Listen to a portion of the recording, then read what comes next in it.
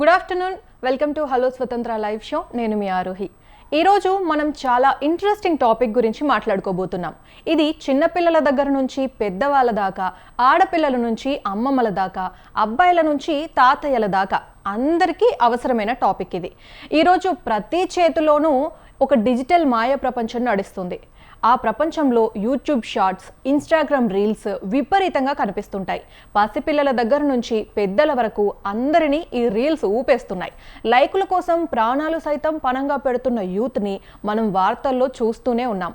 అసలు ఈ రీల్స్ చేయడం అనేది కేవలం వినోదమా, లేక మానసిక రుగ్మత?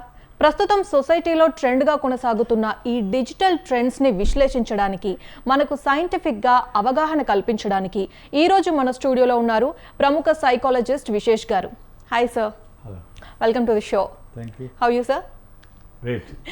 సో సార్, ఇప్పుడు ఒకప్పుడు మనకి ఎంటర్టైన్మెంట్ అంటే ఒక సినిమానో టీవీనో ఉండేది, కానీ ఇప్పుడు రీల్స్. ఎవరి చేతిలో చూసిన ఫోన్లో ఎవరిని చూసినా రీల్స్ చూస్తున్నారు. సో ఈ 15 సెకండ్స్ రీల్స్ కోసం జనం ఇంతలా అడిక్ట్ అవ్వడానికి ఉన్న ప్రధాన కారణం ఏంటి? సో సినిమాలు మనం ఎందుకు చూస్తామని అర్థమైతే రీల్స్ ఎందుకు హిట్ అయ్యేది అర్థమవుతుంది. ఎవరైనా కానీ సినిమా ఎందుకు చూస్తారు? వినోదం కోసం చూస్తాం, ఒక హ్యాపీనెస్ కోసం. ఆ హ్యాపీనెస్ ఇచ్చేది డోపమైన్ అనే కెమికల్, హ్యాపీ హార్మోన్ అంటాం, బ్రెయిన్లో ఉండే కెమికల్. మనం ఇంతకుముందు ఒక సినిమా చూడాలి అంటే కనీసం 3 గంటల సేపు టైం స్పెండ్ చేయాలి. స్పెండ్ చేస్తే ఆ సినిమా బాగుంటే, నచ్చితే మనకు కొన్ని డోపమైన్ స్పైక్స్ వస్తాయి, కొంత డోపమైన్ రిలీజ్ అవుతుంది, వీ ఫీల్ హ్యాపీ, రైట్? ఇప్పుడు 3 గంటల టైం అవసరం లేదు. 15 సెకండ్స్ 30 సెకండ్స్లోనే నీకు కావాల్సిన డోపమైన్ రిలీజ్ అవుతూ ఉంది. ఎందుకంటే డిఫరెంట్ కామెడీ సీన్స్ కానివ్వండి, లేకుంటే న్యాచురల్ ఏరియాస్ కానివ్వండి, ట్రావెలాగ్స్ కానివ్వండి, ఇటువంటి అన్నీ కూడా 15 to 30 సెకండ్స్లో వచ్చేస్తుంది. అంటే 15 to 30 సెకండ్స్లో మీకు ఒక డోపమైన్ షార్ట్ రిలీజ్ అయిపోతుంది. సో ఎప్పుడంటే నువ్వు హ్యాపీగా ఫీల్ అవుతావు. ఆ హ్యాపీనెస్ కోసమే మళ్ళీ మళ్ళీ మళ్ళీ మళ్ళీ మనం బ్రౌజ్ చేస్తూ ఉంటాం. మళ్ళీ మళ్ళీ బ్రౌజ్ చేస్తుంటాం. ఎందుకు? మనిషి మొత్తం జీవితం, మానవ నాగరికత మొత్తం తీసుకుంటే ఒకే ఒక సూత్రం పైన ఆధారపడుతుంది. అది తక్కువ శ్రమ ఎక్కువ ఫలితం. ఓకే, ఇప్పుడు 15 సెకండ్ల శ్రమ, కావాల్సినంత ఆనందం. అందువల్లనే రీల్స్ అంతా ట్రెండ్ అయ్యాయి. ఇప్పుడు ఇందాక సార్ మీరు చెప్పినట్టు ఈ డోపమైన్ రిలీజ్ అవుతుంది అన్నారు కదా. సో ఇది ఏదైతే ఉందో అంటే సైకాలజీలో ఈ అలవాటుని డోపమైన్ లూప్, ఇంకా ఇన్ఫినిటీ స్క్రోలింగ్ అని చెప్పి కూడా అంటాం కదా. మరి ఇది మెదడును ఎలా నియంత్రిస్తుంది? సో మెదడుని ఎలా నియంత్రిస్తుందనే కంటే కూడా డోపమైన్ లూప్ అనేది కరెక్ట్. ఎందుకంటే నీకు ఒక షార్ట్ చూడగానే నీకు డోపమైన్ రిలీజ్ హ్యాపీగా ఉంటుంది. ఆ డోపమైన్ మళ్ళీ ఇంకొక మంచి షాట్ వస్తుంది, ఇంకో మంచి షాట్ మళ్ళీ మళ్ళీ చూడమనేలాగా నేను ప్రోత్సహిస్తుంది brain. So you will watch on. ఇక ఇన్ఫినిటీ స్క్రోలింగ్ ఎందుకంటే సినిమా అనుకోండి, మనకు తెలుసు ఏంటి, 1 అవర్కి బ్రేక్ వస్తుంది, ఇంటర్వెల్ వస్తుంది, మనం పాప్కార్న్ తింటాము, మళ్ళీ ఒక 1.5 అవర్కి మనకి సినిమా అయిపోతుంది తెలుసు. కానీ మీకు రీల్స్కి ఎక్కడ ఎండ్ లేదు కదా. ఇప్పుడు నీకు ఇలా 15 సెకండ్స్ ఇలా రీల్ అయిపోగానే వీళ్ళలా పైకి అంటది, ఇంకో రీల్ వచ్చేస్తుంది, ఇంకో రీల్ వచ్చేస్తుంది. సో అది మనం ఎవరైనా చూడండి, మీరు మనం ఒక్క రీల్ చూద్దామని ఓపెన్ చేస్తే it would take minimum 10 to 15 minutes. Because of కంటిన్యూస్గా డోపమైన్ స్పైక్స్ అవుతూ ఉంటుంది. సో మనిషికి అది ఆనందం కావాలి కాబట్టి చూస్తూనే ఉంటాడు. సో ఈ ఇన్ఫినిటీ స్క్రోలింగ్ అనేది ఖచ్చితంగా మన టైంని తినేస్తుంది, ఫుల్గా తినేస్తుంది మన టైంని. ఓకే, మరి సార్ ఇప్పుడు ఈ 15-20 సెకండ్స్ రీల్స్ చూడడం వల్ల కాన్సన్ట్రేషన్ దెబ్బతినే ఛాన్స్ ఉందా? ఖచ్చితంగా ఉంది. ఎందుకు? ఇప్పుడు నేను సైకాలజీ చదివే రోజుల్లో అండి, human attention span is 21 minutes అని నేను బుక్స్లో చదువుకున్నా. బుక్స్లో రెడెడ్ 21 minutes అటెన్షన్ స్పాన్. ఇప్పుడు అటెన్షన్ స్పాన్ బుక్స్లో ఏమో 10 minutes to 12 minutes అనిపిస్తుంది. కానీ లేటెస్ట్ రీసెర్చ్ ఏం చెప్తుందంటే human attention span came down to 60 seconds. 60 seconds. Okay, అంటే మనం 1 నిమిషం కంటే ఎక్కువసేపు అటెన్షన్ పే చేయలేకపోతున్నాం.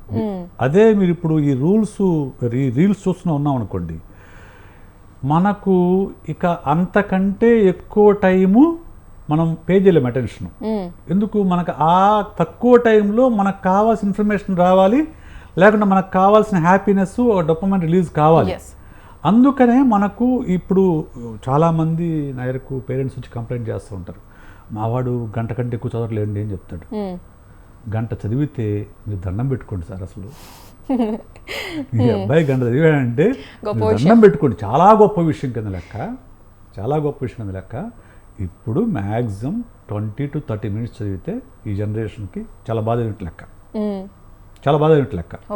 20-30 minutes తర్వాత మళ్ళీ ఒక 10 minutes బ్రేక్ తీసుకొని మళ్ళీ అలాగా టైం స్పెండ్ చేసుకోవాలి తప్ప ఒకేసారి కూర్చొని గంటలు చదవడం అనేది ఈ జనరేషన్ సాధ్యమయ్యే పనే కాదు. మరి 20-30 minutesకి పడిపోయే ఛాన్స్ ఉంటుంది అంటారా సరే? ఎందుకంటే మనం ఒకప్పుడు అలారం పెట్టుకొని చదివినా కూడా ఒక 3 hours 4 hours కంటిన్యూస్గా 5 to 7 5 to 8 అని చదువుకునే వాళ్ళం. 20-30 minutes ఐడియల్ కండిషన్ చెప్తున్నా.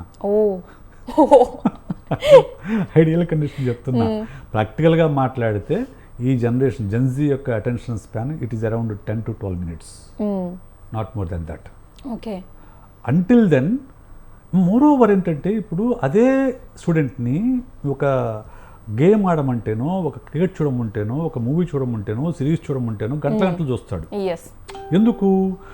దానిలో మీకు కలర్స్ ఉంటాయి, మూమెంట్స్ ఉంటాయి, మ్యూజిక్ ఉంటుంది, నీకు బ్రెయిన్కి స్టిమ్యులేషన్ దొరుకుతుంది, right? Whereas text books always black and white, black and white, అర్థం కాని భాష, అర్థం కాని కాన్సెప్ట్స్. ఆ సబ్జెక్ట్ మీద ఆసక్తి ఉన్న వాడికి తప్ప, లేకుంటే ఆ ఖచ్చితంగా నేను ఐఐటి జేఈనో నీట్నో ఖచ్చితంగా క్రాక్ చేయాలనే ప్యాషన్ ఉన్న వాళ్ళకి తప్ప మిగతా వాళ్ళకి ఈ రోజుల్లో చదువు చాలా పెద్ద భారం. అటెన్షన్ స్పాన్ ఉండదు. సో మరి ఈ రీల్స్కి వచ్చే ఈ లైక్లు, కామెంట్లు, వ్యూస్ కోసం జనం చాలా ఆరాటపడుతున్నారు. మరి ఈ తక్షణ గుర్తింపు అనేది మనుషులను ఎలా వీక్ చేస్తుంది? సో ఇక్కడ మన అందరం కూడా గుర్తింపు కోసమే పనిచేస్తామండి. Okay, human needs of hierarchy అని అబ్రహాం మ్యాథ్స్లో థియరీ ప్రకారం మన అందరం కోసం గుర్తింపు కోసం పనిచేస్తాం. ఇప్పుడు మీరు యాంకర్గా ఉన్నారు, ఒక గుర్తింపు కావాలి. నేను సైకాలజిస్ట్ ఇక్కడ కూర్చునేందుకు, నన్ను 10 మంది చూడాలి, నన్ను గుర్తించాలనే విషయంతో అలా అందరూ కూడా గుర్తింపు కోసం కోరుకుంటారు. కానీ ఇక్కడ సోషల్ మీడియాలో వచ్చే గుర్తింపుతో సమస్య ఏంటంటే, నీ గుర్తింపు అనేది గుర్తింపు కోసం చాలా చాలా అసభ్యకరమైన, అసహ్యకరమైన పనులు కూడా చేస్తున్నారు, రైట్? సో దాని ద్వారా వచ్చే గుర్తింపు, లేక దాని ద్వారా వచ్చే డబ్బు కోసం ఎక్కడికైనా దిగజారుతున్నారు. సో ఇది ప్రధానమైన సమస్య ఒకటి. రెండో సమస్య ఏంటంటే, నీ గుర్తింపు అనేది నీ సామర్థ్యం పైనో, నీ స్కిల్ సెట్ పైనో, నీ నాలెడ్జ్ పైనో, దీనిపైన ఆధారపడకుండా నీ గుర్తింపు అనేది సోషల్ మీడియాలో మీకు వచ్చే లైక్స్, కామెంట్స్ పైన ఎప్పుడైతే ఆధారపడుతుందో, అంటే ఎక్స్టర్నల్ వ్యాలిడేషన్ కోసం నువ్వు చూడాలి. అప్పుడేమవుతుంది? ఇప్పుడు నాకు సైకాలజిస్ట్గా నా గుర్తింపు I know what I am.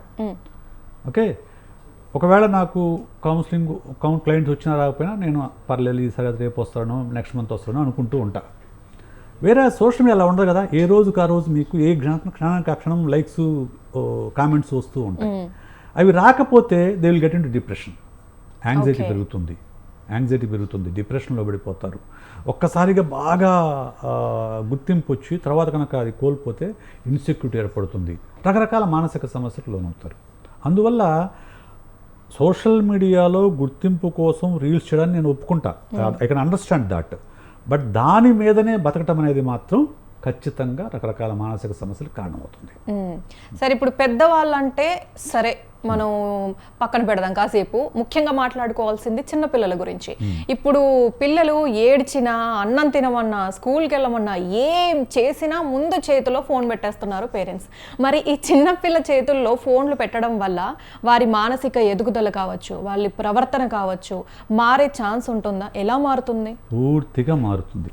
Okay, నేను చాలాసార్లు సోషల్ మీడియాలో రాశాను, రీల్స్ చేశాను, వీడియోలో చెప్పాను. హ్యూమన్ మైండ్ అనేది 5.5-6 yearsకు ఎవాల్వ్ అవుతూ ఉంటుంది, రైట్? ఆ టైంలో ఎస్పెషల్లీ 2.5-3 years వరకు ఎట్టి పరిస్థితుల్లో పిల్లల చేతికి ఫోను ఇవ్వకూడదు. అంటే పిల్లల్ని స్క్రీన్కి ఎక్స్పోజ్ చేయకూడదు. ఓకే, సో ఆ తరువాత కూడా 5 years, 5.5-6 years వరకు కూడా పిల్లల యొక్క ఫోన్ అనేది మ్యాక్సిమం ½ an hour కంటే ఎక్కువ ఉండకూడదు. 6 నుంచి 12 ఇయర్స్ వరకు రోజు గంట కంటే ఎక్కువ ఉండకూడదు. 12 తర్వాత మాత్రమే కొంచెం లిబరల్గా ఉండొచ్చు. ఎందుకనంటే చిన్న బాల్యంలో బ్రెయిన్లో ఉండే సెల్స్ అన్నీ అప్పుడే ఫామ్ అవుతూ ఉంటాయి. న్యూరోప్లాస్టిసిటీ అనేది డెవలప్ అవుతూ ఉంటుంది. సో అప్పుడు కనుక మీరు ఫోన్ కనుక ఇస్తే పిల్లలు ఫోన్కే అడిక్ట్ అయిపోతారు. అడిక్ట్ అయిపోయి అసలు మామూలు మనుషులతో మాట్లాడడం కానీ, వాళ్ళు కమ్యూనికేట్ చేయటము, వాళ్ళతో నవ్వడము, ఇవన్నీ కూడా మర్చిపోతారు. అందువల్లనే ఈ మధ్యకాలంలో ఇప్పుడు మా చైల్డ్ డెవలప్మెంట్ సెంటర్లో కూడా కొంచెం మీరు గమనిస్తే చాలామంది స్మార్ట్ ఫోన్ ఇండ్యూస్డ్ ఆర్టిస్టిక్ తయారవుతున్నారు. Smart phone induced autism. Autism is a neuro development disorder. అది పుట్టుకతో పాటు న్యూరో డెవలప్మెంట్ ప్రకారం వస్తుంది. అది కొంతమంది ఈ ఫోన్కి అడిక్ట్ పిల్లలకి ఇవ్వడం వల్ల పుట్టగానే వాళ్ళ చేతికి ఫోన్ ఇచ్చేస్తారు, ఏడుస్తున్నారు, ఫోను గొడవ చేస్తున్నారు. ఫోను ఇవ్వడం వల్ల వాళ్ళు స్క్రీన్కి అడిక్ట్ అయిపోయేసి మనుషులతో మాట్లాడడంలా, అసలు మనుషులతో మాట్లాడడం వాళ్ళు ఎంతసేపటికి స్క్రీన్ కావాలి. సో దాంతో ఆర్టిస్టిక్ సిమ్టమ్స్ అనేవి డెవలప్ అవుతున్నాయి. సో ఎట్టి పరిస్థితుల్లోనూ పిల్లలకు ఫోను అలవాటు చేయకూడదు. అలాగే ఈ యువకుల్లో మాత్రమే కాకుండా మధ్య వయస్కులు, వృద్ధులు కూడా గంటల తరబడి రీల్స్ చూస్తూ కాలక్షేపం చేస్తున్నారు. అంటే దీనికి మెయిన్ రీజన్ లోన్లీనెస్ అనుకోవచ్చా? తప్పకుండా. ఇప్పుడు ఏమవుతుందంటే ఇంతకుముందు ఉమ్మడి కుటుంబాలు ఉండేవి. ఓకే, గ్రామాల్లో ఉండేవాళ్ళు ఎక్కువ మంది వృద్ధులు. అక్కడ మీరు ఏ టైంలో చూసుకున్నా ఏదో చెట్టు కింద నలుగురు ముసలోళ్ళు కూర్చొని మాట్లాడుకుంటూ ఉండే, కబుర్లు చెప్పుకుంటేవాళ్ళు. భోజనం టైంకి ఇంటికి వచ్చేవాళ్ళు, తిని కాసేపు పడుకునేవాళ్ళు, మళ్ళీ సాయంత్రానికి మళ్ళీ చెట్టు కింద చేరి కబుర్లు చెప్పుకుంటూ ఉండేవాళ్ళు. ఇప్పుడు సిటీ కల్చర్లో ఎక్కడికి వెళ్తారు చెప్పండి? పక్కింటి పక్క ఫ్లాట్లు ఉన్నాడో కూడా మనకు తెలియదు. ఓకే, తెలిసినా కానీ పెద్ద పరిచయం హాయ్ హాయ్ తప్ప అంతకు మించిన మనసులో ఇది అలవాటు లేదు, ఆ స్కోప్ లేదు. కాబట్టి ఎస్పెషల్లీ పట్టణాల్లో నగరాల్లో ఉన్న వృద్ధులకి కాలక్షేపం ఏంటంటే టీవీ లేకుంటే ఫోన్. ఓకే, సో ఇది ఏంటంటే వాళ్ళు తమకెవరూ దగ్గరగా లేరు అనే బాధ నుంచి ఎస్కేప్ కావడం కోసం స్మార్ట్ ఫోన్ని ఒక దీనిగా ఉపయోగించుకుంటున్నారు. ఇంకోటి ఎంప్టీనెస్ సిండ్రోమ్ అంటారు. అంటే పిల్లలు ఊరికి ఆఫీస్కి వెళ్ళిపోతారు, కొడుకులు కూతుళ్ళు లేకుంటే కొడలు ఆఫీస్కి వెళ్ళిపోతారు, పిల్లలేమో స్కూల్కి వెళ్ళిపోతారు. ఖాళీ ఏముంటే ఇక్కడ వాళ్ళు ఏం చేయాలి? అప్పుడు ఏం చేయాలి? వాళ్ళకున్న కాలక్షేపం టీవీ లేకుంటే ఫోన్. టీవీ కంటే ఫోన్ ఎక్కువ, రీల్స్ ఎక్కువ డోపమైన్ రిలీజ్ చేస్తాయి. కాబట్టి they are also addicting to reels. Okay, సరే ఇప్పుడు ఉమ్మడి కుటుంబం అన్నారు కదా, అంటే మీరు అన్నట్టు ఉమ్మడి కుటుంబం ఉన్నప్పుడు ఏదో కాలక్షేపానికి మాట్లాడుకున్నా కూడా ఏదో ఒకటి అలా జరిగేది. కానీ ఇప్పుడు ఒకే ఇంట్లో మరి 4-5 ఉన్నా సరే వాళ్ళు కూడా ఒకరు బెడ్రూమ్లో ఉంటే ఒకరు హాల్లో, ఇంకొకరు ఎక్కడో, ఇంకొకరు బాల్కనీ, ఇంకొకరు టెర్రస్, ఇలా అయిపోయి ఫోన్లు రీల్స్ చూస్తూ బతికేస్తున్నారు. మరి ఇది కుటుంబ బంధాలను, భార్యాభర్తల బంధాలను కావచ్చు, తల్లిదండ్రులను కావచ్చు, ఈ బంధాలను ఎంతవరకు దెబ్బతీస్తుంది? ఖచ్చితంగా దెబ్బతీస్తుంది. ఇప్పుడు యాక్చువల్గా ఫోన్ కనిపెట్టిన కారణం ఏంటంటే స్మార్ట్ ఫోను మనుషులను దగ్గర చేయటం కోసం. ఇప్పుడు సపోజ్ ఇప్పుడు ఒక తరంలో ఇప్పుడు మేము స్టూడెంట్గా ఉన్నప్పుడు కానివ్వండి, ఇప్పుడు అమెరికా ఏమన్నా వెళ్తే అక్కడి నుంచి ఉత్తరం రాస్తేనే వాళ్ళ సమాచారం మనకు తెలిసేది, రైట్? తర్వాత ఫోన్లు వచ్చాయి, కానీ చాలా కాస్ట్లీ అఫైర్ అది కూడా. అమెరికాకి ఒక ఇంటర్నేషనల్ కాల్ బుక్ చేసి మాట్లాడాలంటే చాలా ఖర్చుతో కూడుకునే వ్యవహారం. ఎప్పుడో 2 నెలలకోసారి 3 నెలలకోసారి ఫోన్ చేసి బాగున్నాం అని చెప్పేవాళ్ళు, రైట్? తర్వాత స్మార్ట్ ఫోన్ వచ్చింది, ఇప్పుడు వీడియో కాల్స్ కూడా వచ్చాయి. ఈరోజు ఇక్కడ ఉన్న తాతమ్మ, తాతయ్య, అత్తమ్మ, అమ్మమ్మ, నాన్నమ్మలతో అక్కడ ఉన్న పిల్లలు ప్రతిరోజు మాట్లాడుతున్నారు. కాకపోతే వీకెండ్ అయినా మాట్లాడతారు. అంటే మనుషుల్ని దగ్గర చేస్తుంది ఒక రకంగా. దూరంగా ఉన్న వాళ్ళని దగ్గర చేస్తుంది, దగ్గరగా ఉన్న వాళ్ళు దూరం చేస్తుంది. అవును. ఎందుకు? ఇంట్లో 4 ఉంటే 4కి 4 ఫోన్లు ఉన్నాయి, ఎవరి ఫోన్లో వాళ్ళు busy. This is called phubbing. Phubbing phone plus snubbing రెండింటిని కలితే ఫోన్లో పడి పక్కనున్న మనుషులు నిర్లక్ష్యం చేయడాన్ని ఫబ్బింగ్ అంటారు, రైట్? సో ఇది ఖచ్చితంగా ఫోన్ అనేది భార్యాభర్తల మధ్య కూడా ఒక అడ్డగోడుగా మారిపోయింది. గోడ ఉంటుంది భార్యాభర్తల మధ్య ఒక అడ్డుగోడ. ఎందుకంటే బెడ్ మీద పడుకొని కూడా ఎవరి ఫోన్లో వాళ్ళు మునిగిపోయే ఒకరి ఎడం వైపు కుడి వైపు తిరిగి ఫోన్లు చూసేస్తున్నారు. అందువల్లనే భార్యాభర్తలైనా కానివ్వండి, పిల్లలకైనా కానివ్వండి, ఎవరికైనా కానివ్వండి, నో ఫోన్ జోన్ అనేది ఖచ్చితంగా మనం ఇంట్లో పెట్టుకోవాలి. Yes. No phone zones, no phone on dining table, no smart phone in the bedroom, no phone in the study room. ఈ 3 పాటించాలండి.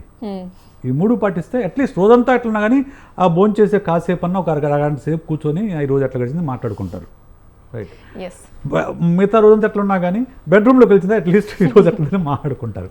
ఈ నో ఫోన్ జోన్స్ లేకపోతే మాత్రం మీకు ఈరోజు చాలామంది సమస్య ప్రాబ్లం ఎక్కడ వస్తుందంటే నిద్రకు అరగంట ముందు స్క్రీన్కు దూరంగా ఉండాలి. ఇది మామూలుగా అందరూ సైంటిస్టులు చెప్తున్న ఒక విషయం. కానీ ఈరోజు ఫోన్ చూస్తూనే నిద్రపోతున్నారు. ఫోన్ చూస్తూ నిద్రపోతున్నారు, అవునా కదా? రీల్స్ బ్రౌజ్ చేసేసి విసుగొచ్చినప్పుడు నిద్రపోతున్నారు. కళ్ళు స్ట్రెయిన్ అయిన టైంలో అప్పుడు కళ్ళు మూస్తున్నారు. రైట్. కాబట్టి ఎట్టి పరిస్థితుల్లో కూడా bedroom, dining hall and study room, ఈ 3 రూమ్లోకి ఫోన్ ఉంటే చాలు. ఓకే సార్, ఇప్పుడు మనం బంధాల గురించి మాట్లాడుకున్నాం, ఎలా దెబ్బతింటున్నాయో. అయితే ఈ వ్యూస్ కోసం నడి రోడ్డు మీద డాన్సులు చేయడం, ప్రాణాలకు ముప్పు తెచ్చే స్టంట్లు చేయడం మనం చూస్తున్నాం. మరి ఇది సమాజంలో బాధ్యత రాహిత్యం పెరుగుతోంది అనడానికి నిదర్శనమా? బాధ్యత రాహిత్యం అనే పెద్ద పదం వాడాల్సిన అవసరం లేదు, కానీ ఇప్పుడు సహజంగా రీల్స్ స్టంట్స్ అనేవి టీనేజర్స్ చేస్తుంటారు. అవును, టీన్స్ ఎర్లీ అడల్ట్హుడ్లో చేస్తుంటారు. ఎందుకంటే ఆ వయసులో అడ్రినల్ రష్ ఎక్కువగా ఉంటుంది, అంటే రిస్కీ బిహేవియర్ ఎక్కువగా ఉంటుంది ఆ వయసులో. రైట్. అందుకని మీకు గమనిస్తే వీళ్ళందరూ వాళ్ళే చేస్తారు, ఆ వయసు వాళ్ళు ఎక్కువ చేస్తారు ఈ బైక్ స్టంట్స్ అన్నీ కూడా. సో ఇక బాధ్యతారాహిత్యం చేసేవి అంటే కొంత మనము ఎదుటి వాళ్ళని ఇబ్బంది పెట్టి, ఆ మధ్యకాలంలో ప్రాంక్ వీడియోస్ వచ్చేవి చూసారా మీరు? ప్రాంక్ వీడియోస్ అవతల వాళ్ళని ఇబ్బంది పెట్టి ఇప్పుడు తగ్గినట్టుంది ఇప్పుడు ఈ మధ్యకాలం నేను చూడడంలా, ఎందుకంటే కొంచెం ఇష్యూస్ అయినాయి. సో అటువంటి బాధ్యతారాహిత్యమైన వీడియోలు.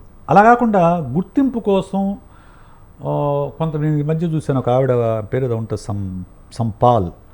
ఆమె ఎప్పుడు రోడ్డు మీద డ్యాన్స్ చేస్తూ ఉంటుంది. రోడ్డు మీదే ఉంటుంది ఎప్పుడు ఆ అమ్మాయి, ఎప్పుడు రోడ్డు మీద డ్యాన్స్ చేస్తూ ఉంటుంది. సో ఇక అది మనం ఏం డ్రెస్సింగ్ అది మరి ఇబ్బందికరంగా ఏం లేకుండా బాగానే ఉంటుంది. కాకపోతే గుర్తింపు కోసం ఆ అమ్మాయి రోడ్ల మీద డ్యాన్స్ చేస్తూ ఉంటుంది. మనం ఇప్పుడు ఈ జనరేషన్ ఏమైందంటే వాటిని కూడా చూసి చూడనట్టు పోతూ ఉన్నారు అంతే. కానీ అంటే వస్త్రాలు ఎలా ఉన్నప్పటికీ రోడ్డు మీద డాన్స్ చేయడం అనేది పబ్లిక్కి కూడా ఇబ్బంది కలిగించే విషయమే కదా సార్? అంటే కాలంతో పాటు ఇబ్బందులు కూడా మారిపోతాయి. కాలంతో ఒకప్పుడు మనం రోడ్డు మీద నిలబడి ఫోటో తీసుకోవాలంటేనే కొంచెం సిగ్గుపడేవాళ్ళం. నేను ఇంకొక అమ్మాయి రీల్స్ చూశాను. అమ్మాయి చాలా teenager, I think 10th class ఉంటుంది, 9th 10th మ్యాక్సిమం ఇంటర్ వయసు ఉంటుంది అమ్మాయి. ఆ అమ్మాయి ఎప్పుడు ఈ హైటెక్ సిటీ దగ్గర ఎక్కడో రోడ్డు మీద నిలబడి డ్యాన్స్ చేస్తూ ఉంటుంది.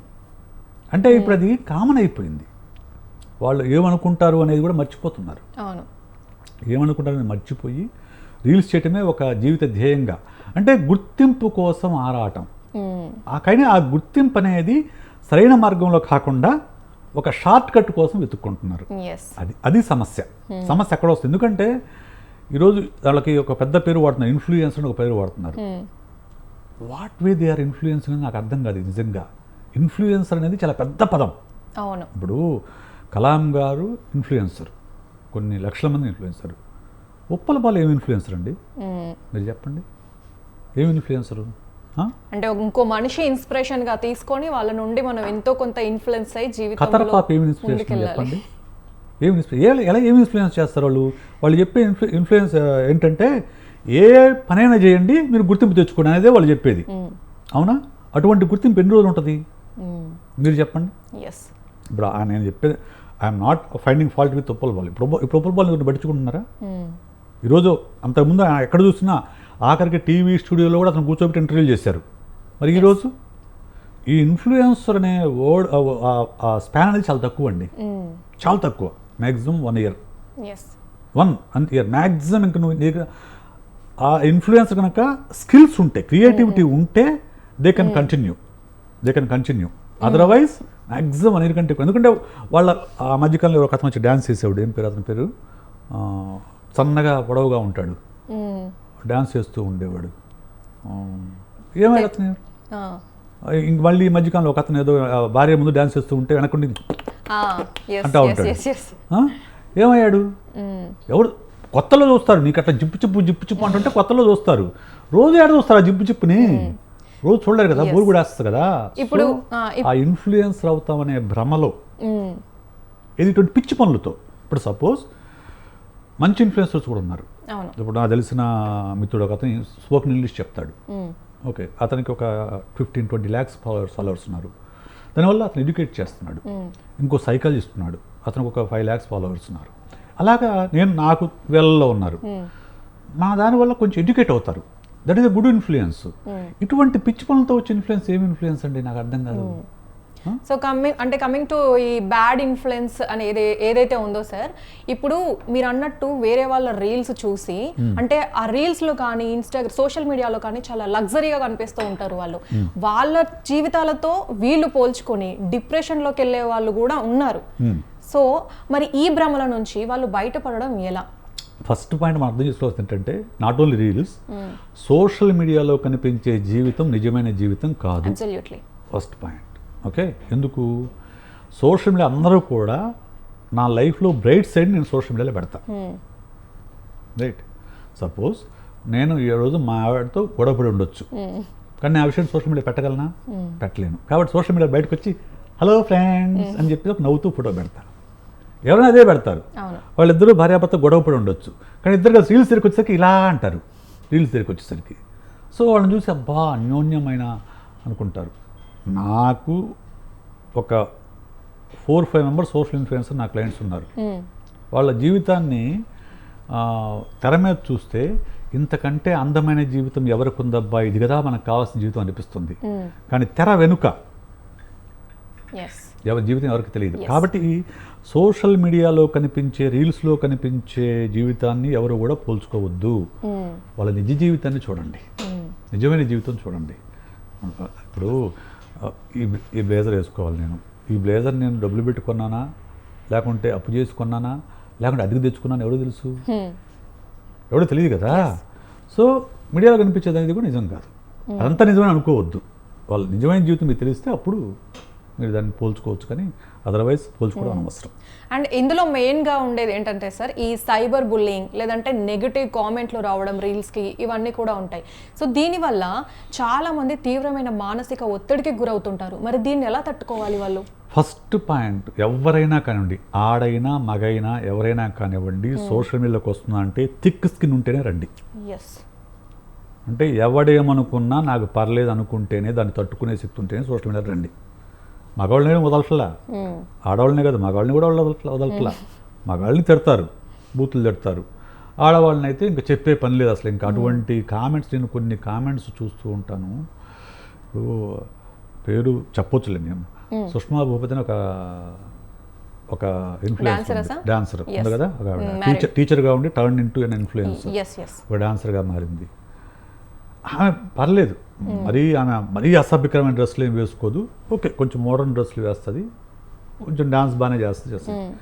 ఆ కింద కామెంట్స్ చూడాలి, భయంకరమైన కామెంట్స్ ఉంటాయి అసలు.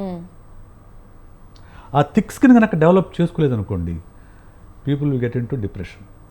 నాకు డిప్రెషన్ కాదు, అసలు నీకు సూసైడల్ థాట్ వచ్చేస్తాయి. ఎందుకంటే అంత భయంకరంగా ఉంటాయి ఆ comments. Not only her, many of the social media influencer కింద వీడియోస్ కింద కామెంట్స్, రీల్స్ కింద కామెంట్ చూసామంటే మామూలు బూతులు ఉండవు అవి, మామూలు బూతులు ఉండవు. ఇంకా అమ్మాయిలు అయితే ఇంకా రేట్లు మాట్లాడేస్తూ ఉంటారు. కాబట్టి ఆ థిక్ స్కిన్ ఉన్నప్పుడు, డిజిటల్ థిక్ స్కిన్ ఉన్నప్పుడు మాత్రమే సోషల్ మీడియా రండి. మీ సెన్సిటివ్గా ఉంటారంటే వద్దు. ఓకే సార్, కాలర్ రెడీగా ఉన్నారు, మాట్లాడదాం సార్. హలో హలో అండి, సార్తో మాట్లాడండి. చెప్పండి సార్, మీ పేరు? ఇబ్రాహిం అండి. ఇబ్రాహిం గారు మాట్లాడండి సార్తో. చెప్పండి సార్. ఇబ్రాహిం గారు నమస్కారం సార్. నమస్తే అండి. ఏం లేదు సార్, మా వాడు ఇప్పుడు 9th క్లాస్లో ఉన్నాడు. ఓకే. మా ఇంట్లో టీవీ లేదు ఇంతవరకు, 7th వరకు లేదు. రైట్. మొబైల్ ఫోన్ కూడా 7th లో స్టార్ట్ అయింది. ఓకే. ఇప్పుడు నేను లేనప్పుడు కూడా మా వాడు ఇప్పుడు 9th క్లాస్ కాబట్టి ఇప్పటి నుంచి ఇప్పుడు స్టార్ట్ చేస్తున్నాను ఫోన్ యూజ్ చేయడం అనేది మామూలుగా. రైట్. ఓకే. అదే సార్, అయితే ఇప్పుడు ఏమైందంటే ఇప్పుడు ఏమైంది చేస్తున్నారంటే ఇప్పుడు నేను లేనప్పుడు ఫోన్ పట్టుకోవడము ఓకే. అలాంటివి చేస్తున్నారు సార్. దానికి పరిష్కారం అడుగుతున్నారు అంతేనా? మామూలుగా నేను లేనప్పుడు ఏంది యూజ్ అసలు లేదు. మామూలుగా ఏం చేస్తానంటే రివర్స్ చేస్తున్నాడు అప్పుడప్పుడు. నైట్ లో ఉన్నారు సెన్సిటివ్. ఇప్పుడు మనం నెక్స్ట్ ఇయర్ తింటాను మళ్ళీ. ఓకే. అదే భయం వేస్తుంది నాకు, ఏం చేయాలి అని చెప్పి. ఓకే. సో ఫస్ట్ పాయింట్ మనం అర్థం చేసుకున్న విషయం ఏంటంటే ఆరోహి గారు అండ్ ఇబ్రహీం గారు, ఈ జనరేషన్లో ఫోన్ పట్టుకోకుండా ఉండడం చెప్పడం అనేది అసాధ్యమైన పని. ఎందుకంటే జనరేషన్ పుట్టడంతోనే ఫోన్లతో పుట్టిన జనరేషన్ ఫోన్ పట్టుకోవద్దని చెప్తే వినరు. దాంతోపాటు పేరెంట్స్ పైన నెగిటివిటీ అనేది పెరుగుతుంది. రైట్. కాబట్టి ఇంకోటి ఏంటంటే సార్, ఇప్పుడు టెన్త్ కదా సార్, నాకు అదే భయం అవుతుంది. మరి పిల్లోడు ఏమైనా వచ్చి వెళ్ళిపోతారా ఇట్లా మరి. అదే నేను చెప్తున్నాను. నేను చెప్తాను. అయితే ఒక బౌండరీ గీయాలి పేరెంట్స్. బౌండరీ, అదే నీ ఫోను వాడుకోవచ్చు, నాకేం తప్పులేదు, కానీ రోజుకి ఇంత టైం ఒకటి గీయాలి. ఇంకొకటి చాలామంది పేరెంట్స్ ఉన్న ఒక అపోహ ఏంటంటే ఫోను వాడకమే తప్పు అంటారు. అది ఒక పొరపాటు.